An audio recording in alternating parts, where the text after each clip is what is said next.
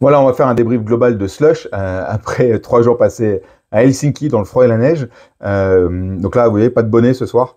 Globalement, Slush, super événement, notamment si vous êtes des startups en quête de fonds ou des VC, des investisseurs, bien évidemment. Il faut savoir qu'il y a 4 stages, pour ceux qui ne connaissent pas.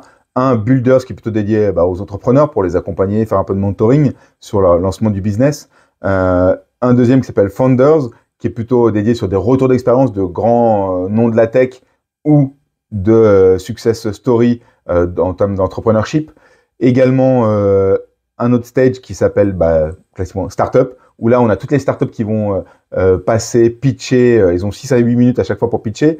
C'est là où il y a également les finalistes de la compétition de pitch de startup qui vont pouvoir s'exprimer. D'ailleurs, cette année, c'est Faire Cadeau qui a gagné, qui est un plugin en fait qu'on met sur un navigateur internet qui va permettre d'avoir une alternative en reuse, en re-commerce, en seconde main, quand vous allez faire votre shopping en ligne. Eh bien, vous avez ce petit plugin qui va pouvoir s'activer et vous avez l'alternative éco-responsable de seconde main qui va pouvoir apparaître en pop-up.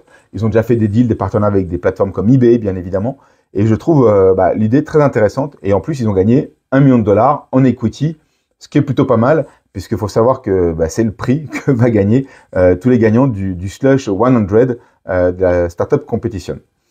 Ensuite, en dehors de ça, la dernière hall de conférence, c'est Horizon Stage.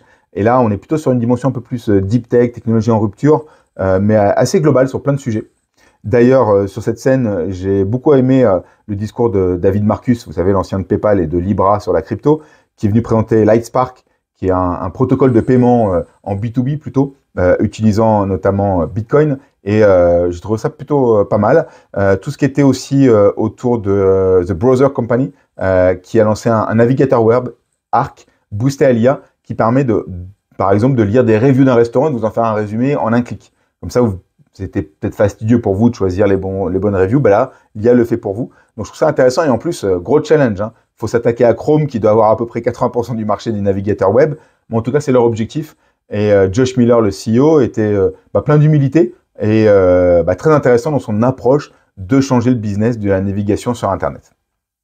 Et au-delà de ça, des talks sur l'informatique quantique, son évolution, où est-ce qu'on en était aujourd'hui, la mise sur le marché, parce qu'on en parle depuis un certain nombre d'années, mais pour certains, ça commence à traîner, mais pour autant, ça avance, ça s'accélère. Voilà, des sujets comme ça. Tout ce qui était aussi des sujets un peu plus hors scope, on va dire, en tout cas dans mon domaine, tout ce qui était autour des plateformes de podcasts érotiques. Je ne savais même pas que ça existait avec Queen, qui semble cartonner. Et d'ailleurs, les créateurs de contenu sur cette plateforme-là sont plutôt des hommes, donc c'est à destination des femmes.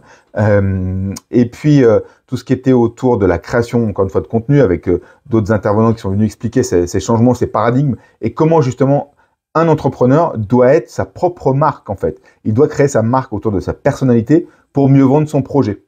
Tout ce qui était aussi autour de CRISPR, thérapie génique, comment cette technologie va pouvoir potentiellement changer le monde de la médecine.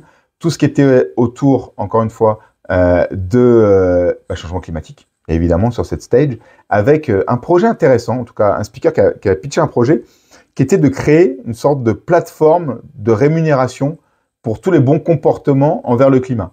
C'est-à-dire que pour lui, on ne va pas changer nos comportements, nos habitudes, encore moins les entreprises, sauf si elles y gagnent de l'argent. Donc là, c'est comment on les incentive via ce protocole-là, donc protocole plutôt porté sur la blockchain, transparence et une forme de crypto-monnaie qu'on pourra utiliser pour rémunérer les bons comportements dans ce sens-là. Derrière, c'était aussi des conférences avec des retours d'expérience, que ce soit d'OpenAI, de Tesla sur le stage Founders. On a eu aussi Benedict Evans qui est venu présenter et faire son show sur sa vision de l'IA, où est-ce qu'on en était. Alors évidemment, c'est toujours très très intéressant avec Benedict Evans.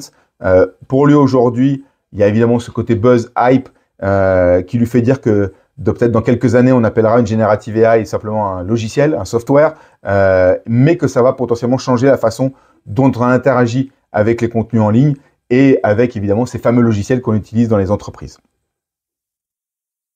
Derrière tout ça, c'est des événements en parallèle, en side event, aussi bien dans les salles de conférence que dans des lieux d'événements au cœur d'Helsinki. Et c'est vraiment là où se fait le network aussi avec les personnes qui participent à l'événement.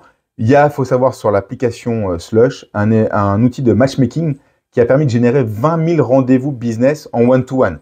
Donc il y a aussi cette valeur-là qui est très intéressante et qu'on ne retrouve pas tant que ça sur d'autres salons comme Vivatech ou Web Summit. Cette capacité de faire du one-to-one, et là on est vraiment sur du business concret, de l'investissement concret. On ne fait pas du rendez-vous one-to-one pour faire plaisir ou passer le temps.